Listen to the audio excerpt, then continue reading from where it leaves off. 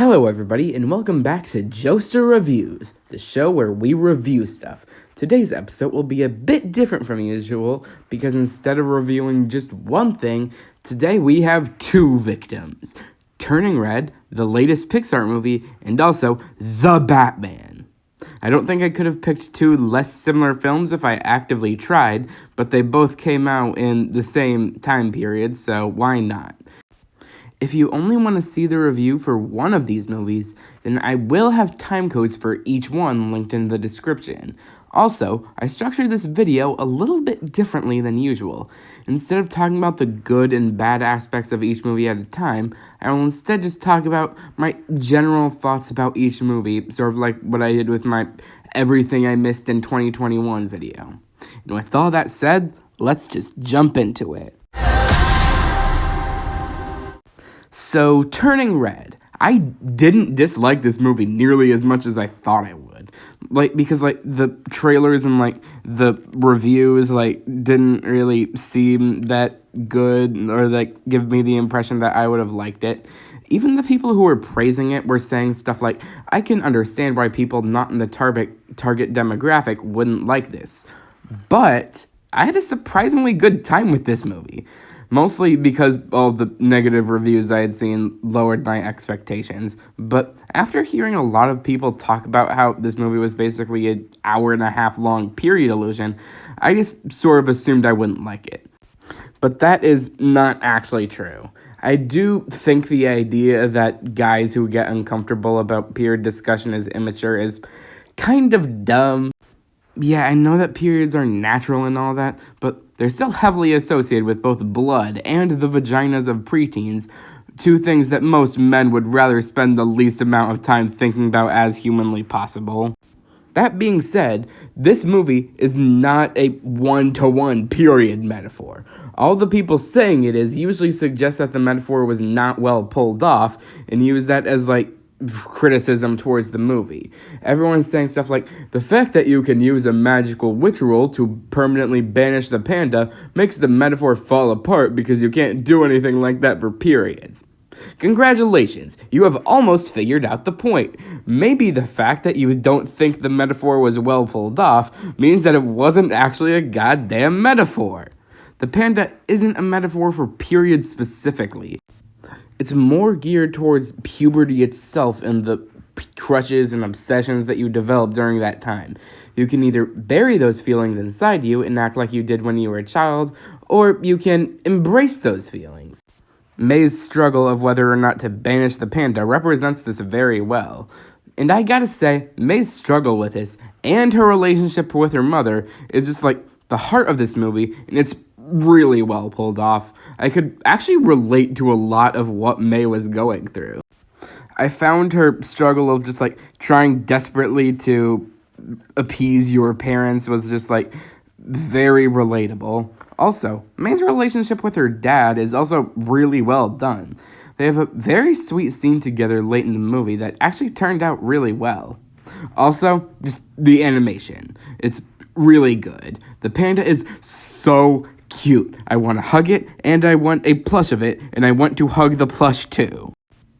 Overall, I really enjoyed this movie. But that being said, it's really not anything special. Nothing really surprised me about this movie. Once you're introduced to specific details or plot devices, it becomes very obvious where the story is going. Like, when they showed May's grandmother with her scar, I could immediately realize where it was going with that.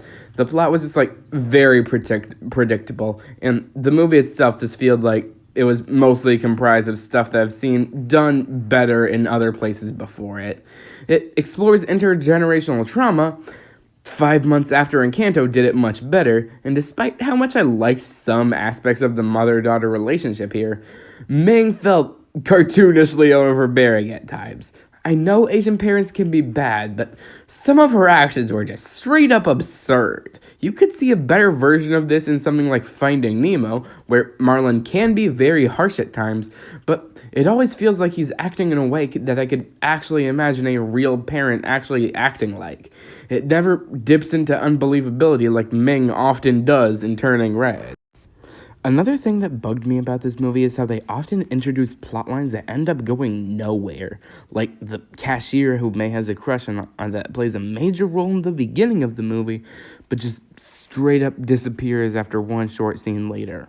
Also, a new character is introduced as May's new crush, who they make a big deal out of initially, and you assume the movie's gonna go somewhere with him, but no. He literally just appears for a few more seconds in another scene, but we literally never hear from him again after that. I'm beginning to notice a theme here. One last problem I'd like to bring up is the movie's pacing. Generally, whenever you hear someone complaining about the pace of a film, they're referring it to being consistently paced slowly. This film has the opposite problem. The period of time in between when May gets her panda powers and learning how to control her powers is just so insanely rushed that it gave me whiplash. The rest of the movie is fine, though. But don't misconstrue my problems with this movie to think that I don't like it. Every single movie has faults. There's probably like 2 movies in all of existence that I don't think there's anything wrong with. And if somebody pointed out something that was wrong with them, then I would not be surprised. Making movies is really hard and things are bound to slip through the cracks. I still really liked Turning Red. All that said, let's talk about the movie that I liked even more. I got you!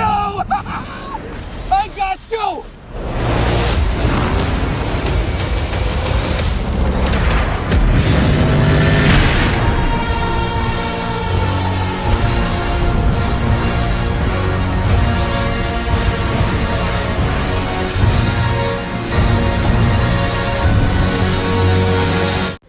Here's the thing about The Batman. I really wanted to see the Ben Affleck version. As many faults as Batman v Superman had, his portrayal of Batman was far and away the best part of the film, and I really wanted him to have a solo film all to himself. And for a while, it looked like he was gonna have one. Ben was gonna write and direct it, and Deathstroke was gonna be the villain, and it was gonna take inspiration from Nightfall, and it was gonna be set in Arkham Asylum, and everything was gonna be amazing. But, alas, that film fell through, and now that this one exists and Ben is stepping down, that movie is never gonna happen, all because Matt Reeves wanted to do something different. I have all the reasons in this world to resent the sheer existence of this film. That said, this might be one of my new favorite movies of all time. It goes in depth on concepts that have been touched on briefly in other Batman movies, but have never really got that much attention. He's supposed to be the world's greatest detective, but it never got to see that side of him before. That's why this film is a straight-up noir crime thriller based on The Long Halloween and David Fincher films. This is a dream come true. All the other stuff this movie explores that other Batman films have only scratched the surface of is how Batman might inspire other vigilantes with less noble goals. An idea that was briefly touched upon in The Dark Knight, but is tied directly to the main villain plot in this. The other thing is, I feel like this movie just nailed how chaotic comic Batman stories are. What I mean is that in Batman comics, there are so many villains and criminals running around, all being influenced by the actions of Batman and the main villain.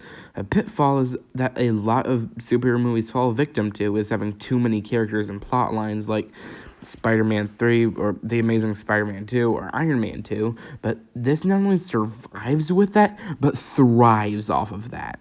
A lot of the credit probably goes to using The Long Halloween as a source of inspiration, which is not only one of the best Batman stories of all time, but also just one of the best comics of all time.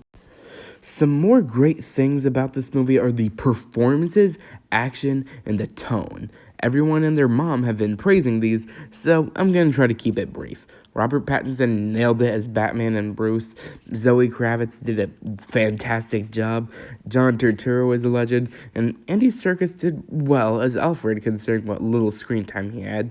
But the standouts were definitely Colin Farrell as Penguin and Paul Dano as Riddler. I swear to God, if this movie doesn't win the Oscar for Best Makeup next year for what they did to Colin, we riot.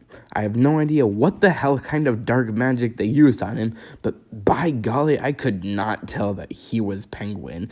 And it was a bit of a shock to the system when I remembered this tidbit when seeing his name in the credits.